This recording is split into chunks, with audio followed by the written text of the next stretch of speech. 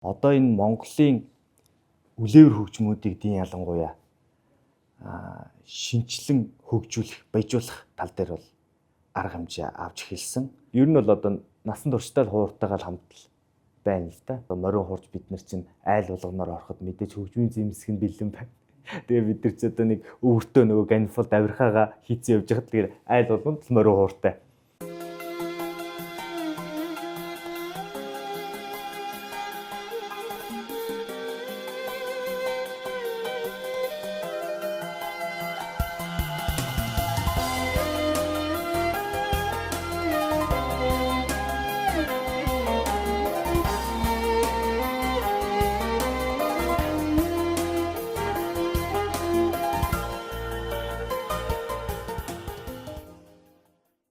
Өнөө цагийн хүндрэлтэнд бол Монголын одоо энэ юу сонирн байгаа юм бэ гэхээр энэ хөг аваа их шиг тийм звук дуурсал нь өөрөө их сонирн байна. Монголын нүүдэлчин ард түмний өөрийнх нь нөгөө ахуйгаас бий болсон өөрөө соёл гэж хэлж болно л доо. Оросын холбооны улсыг бид нар маш олон жил дагсан. Яг одоо энэ хөгжмийн салбар буюу энэ урлагийн салбарт ялангуяа маш том харагддаг. Яг бид нар өнөөдрийн хүртэл Оросын дэг сургууль школоор өнөөдрийн хүртэл бид нар явж ирсэн. Европын тэр сонгодог соёлтой ардын энэ уламжлалт Монгол дэг сургуулийг нэгтгэхэд өнөөдөр бид бас өөрсдийн гэсэн шин цагийн одоо ондоошил гэж яриад байгаа тийм. Энийг бий болгоод ингэж явахаар өөрөө энэ дэлхийд гайхамшигтай тийм содон хэв маяг химнэл дуурсал болж ирж байна л да. Одоо энэ Монголын үлээвэр хөгжмүүдийг дийн ялангуяа шинчлэн хөгжүүлэх, баяжуулах тал дээр бол арга хэмжээ авч эхэлсэн. Яг одоо орчин үеийн техник, технологийн тэр шаардлага хангасан, эрүүл ахуйн шаардлага хангасан, өнгө интонац тооны хувьд шаардлага хангасан ийм хөгжмийн зэмсдэгээр бас баяжуулах гад хичээж бүгд л одоо ажиллацгааж байна. Одоо сүүлийн үеийн кино урлагт бол нөгөө компьютерийн хөгжим ашиглахаасаа татгал заад яг одоо амьд оркестр буюу симфони найрал хөгжим, үндэсний найрал хөгжим, одоо морин хуурын чуулга гэдэг ийм составаар бол киноны хөгжмөө амьдаар бичүүлэх юм сонирхол байж эхэлж байна. Энэ бол одоо яг нөгөө Америкийн Холливуд гэдэг юм уу? Яг нөгөө тэр Холливуудын том хөгжмүүд бол тэртээ тэргүй яг амьдаар бичүүлдэг ийм хөгжмүүд байгаа. Тийм учраас тэр чиг хандлага руу бас хандаж эхэлж байна. Боловсон хүчин гэдэг хамгийн чухал зүйл байдаг. Боловсон хүчин маань бол хоёрхан газар бэлтгэгддэг. Монгол улсын хэмжээнд тэр нь бол соёл урлагийн их сургууль, Монгол улсын консерватори буюу хуучнаар хөгжим бичгийн коллеж гэдэг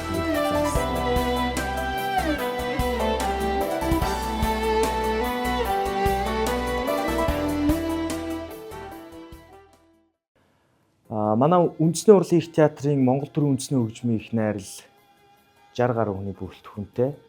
Тэгэхээр үндэсний урлагийн их театрын дотоод журманд юу заасан байдаг вэ гэхээр бидний эрхэм зорилго бол үндэстэн, угсаатны энэ уламжлал дэг сургууль жаяыг өнөөдрийн энэ ондоошж байгаа энэ цаг үед яг тэр чигээр нь хадгалж авч явах эрхэм үүргийг бид нар дааж яваа улсууд.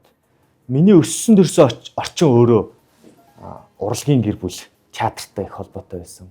Төв аймгийн Монгол Турхтан театрыг дурсахгүй байхын аргагүй. Миний аав ээж хоёр бол насаараа одоо урлаг зүтгэж байгаа эрхэм гайхалтай улсууд байдаг. Миний өвөө одоо богдын хүрээнд залагдж ирдэг байсан. Ийм Тунцгийн гомдорч гэдэг одоо энэ морин хуурч байлаа.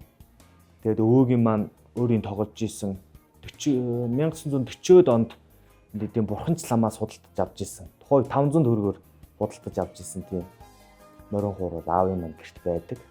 Тэгээд өвөө маань морин хуурч, аав маань морин хуурч, ээж бас одоо урлагийн драмын жүжигийн талын одоо драмын талын урлагийн хүн.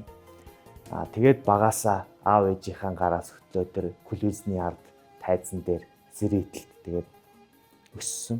Хэдэн настайгаас одоо хуур тоглож эхэлсэн бэ хүмүүс асуудаг юм надаас. Би сандгүй. Тэгээд хөдөө бас өвөө эмээ дээрээ ишиг хурганы араас ноцтой. Тэгээд одоо хоороо тоглодог байсан юм дөхөө. Тийм ер нь бол одоо насан туршдаа хууртайгаа хамт байна л да. За тэгээд өдөртөөч болоод нэг хэсэг хуураасаа жоохон холдлоо. Тэгээд хаяа нэг хуураад тоглоход бүр хуура тоглоод болмооргүй санагддаг. Хэдэн цагаар хамаагүй суудсан байдэн ш таяа. Өрөө мөрөндөө гэртээ энэ төр. Хоббигоор нэг зурдаг л та. Өдөртөөч хүний хамгийн гоё сэтгэл хөдлөл төр зүйл бол яг л цохиолоо мэдрээд ойлгоцсон, найрал хөгжимтэйгоо ажиллажчихсан, найрал хөгжим маань намайг ойлгочихсон, тэр цохиолоо ойлгочихсон, тэр хөгжмөө мэдрээд ойлгоцсон удирдаач хөгжимчд тэгээд ажиллагаанд таарсан нийлцсэн. Мэдээж алга ташилт тийм яг цохиол дуусаад оркестраа гоё босгоод сайхан тэгээд зэрэглэл рүүгээ эргэж хараад ингээд ёслоод тэгээд браво гэж байгаа тэр үзэгчдийн сэтгэл хөдлөл бол хамгийн гайхамшигт. Урлаг зүрх сэтгэлээ зориулж байгаа хүн болгон их шуналтай байдаг. Энэ бол уран бүтээлийн шунал.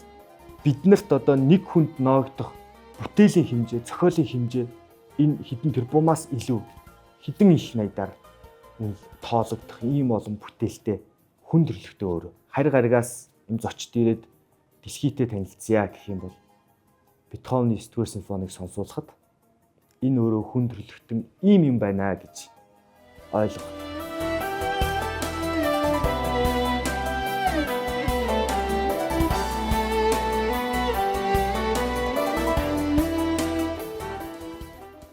Монгол гэж ямар улс байдаг юм бэ гэх юм бол бид нар Бямбсрунгийн шарвгаан 2-р симфоник сонсуулахад Монгол гэж ийм хүүхдтэй, ийм ирэмгий, ийм их зовлон зүдгүүр амссан ийм улс юм байна гэдгийг бүрэн ойлгоно.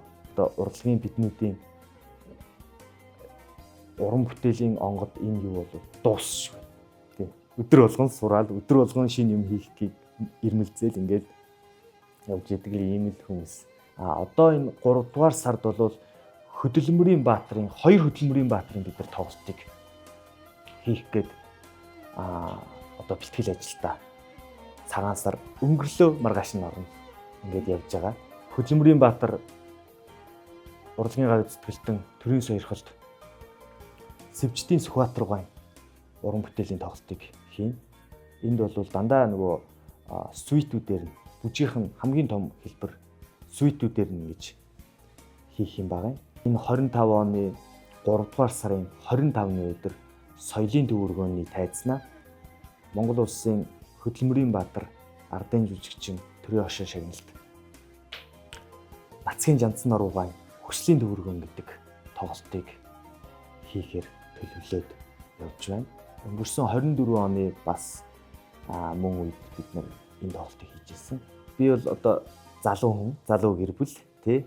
Одоо миний хань битэр чинь залуухан.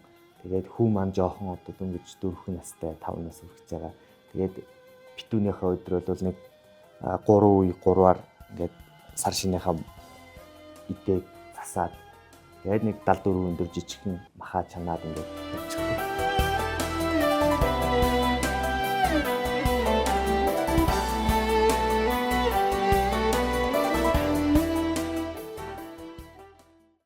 Одоо монголчууд ярьдаг даа нөгөө тоос хөвдөг өдөр гээ те. Тоос хөвдөг өдөр тэгээ битүүний өдөр хоёр одон медаль төрийн ордонд бол ерөнхийлөгчийн зарилгаар их олон улсууд авдаг юм.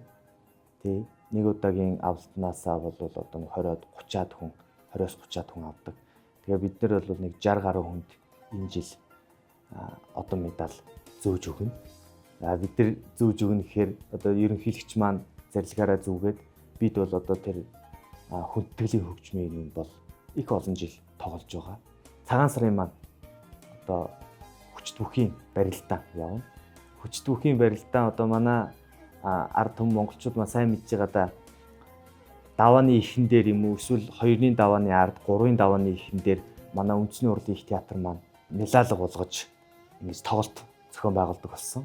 Тэгээд тэр тоглолтод бол баасын жил оролцсон. Одоо энэ шинэ хуучрааг байгаа дэр гээд ерөнхийлөгчийн залгалт, ерөнхий сайд, улсын хурлын одоо даргын залгалтын дээр бас би ч өөрөө бас морин хууч учраас очиж ерөөлөө айлдаад хуураад ургаж өгдөг юм уламжлал тогтоод цөөнгүй жил болсон байна. Сар шинийн хамгийн гайхамшигтай зүйл бол ерөөсөө нэг жил гаруй уулзаагүй хүмүүс л уулзалддаг л ийм л гайхамшигтай. Би ч одоо айлын эрх хүүхэд. Тий ихээс хоёулаа ихчтэй. Ихч маань бол одоо ховдын цэгэр хязгаарыг одоо зориод гэр бүлийнхээ хүнийг дагаад ингэж явсан юмхтэй байдаг. Бас морин хуур сайхан тоглоно. Морин хуур хөгжмийн багш юм хүн. Одоо миний хүргэн ах ганц ахтай гэж хэлж болно. Одоо миний хүргэн ах маань бол бас морин хуурч хөгжмийн багш. Ховд аймгийн одоо хөгжим драмын театрт бас ангийн дарга ингээ хийгээд ингээ уран бүтээлээ төлөвлөлөд явдаг юм хэрхэн хүмүүс байгаа. Тэгээд одоо голомтоо сахиад буурай сахиад байж байгаа нь одоо би гэр бүлээсээ тийм учраас аав ээж маань бол одоо жилээс жилд одоо миний цагаан сарын бүхэл юмыг нэг мэтгэд бэлтгэсэн гэрт одоо бэлтэл ингээд хүргэлтээр бараа авдаг гэдэг шиг л байж ийсэн одоо тэгээд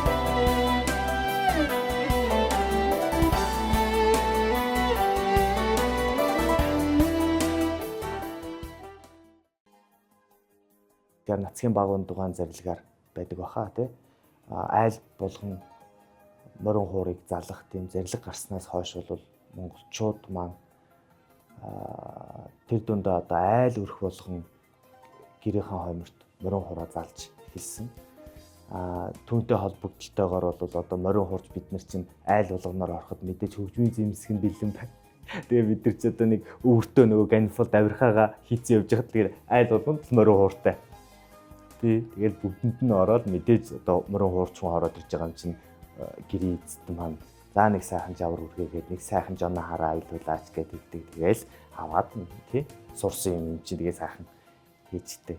Миний магна алтарын туйс гэж туйс магтаал би их олон алтан зурхай гэж туйс магтаал би нэг 4-5 тийм туйс магтаалын хэлбэрээр нэг хэсэг уран бүтээл хийсэн. Тэр нь юу вэ гэхээр морин хууртай одоо хорссон ерөөл магтаал. Манай аав бас үндэсний их олон өв соёлыг тээж яддаг хүн байдаг. Одоо шагаан харваагаар гэхэд Монголын уламжлал шагаан харваагаар одоо Монголын хамгийн том цолтой үлэмж дархан мэргэн гэж сайхан цолтой юм хүн байгаа. Гомдорж Эрдэнэбаатар гэж хүн бий.